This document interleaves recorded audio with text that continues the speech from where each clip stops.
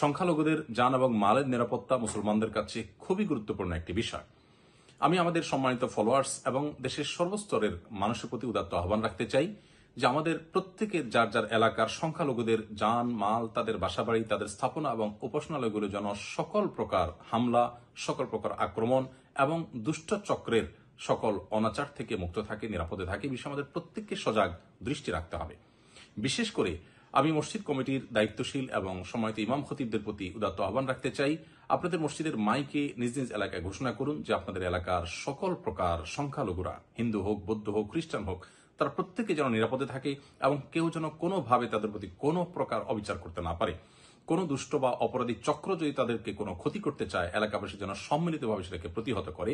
এ বিষয়ে আপনারা মসজিদের মাইকে ঘোষণা করুন। সেই সাথে মাদ্রাসা শিক্ষার্থী সহ সর্বস্তর শিক্ষার্থীদেরকে আমি অনুরোধ করতে চাই, আপনারা অনেক কষ্ট করেছেন, আরেকটু কষ্ট করুন।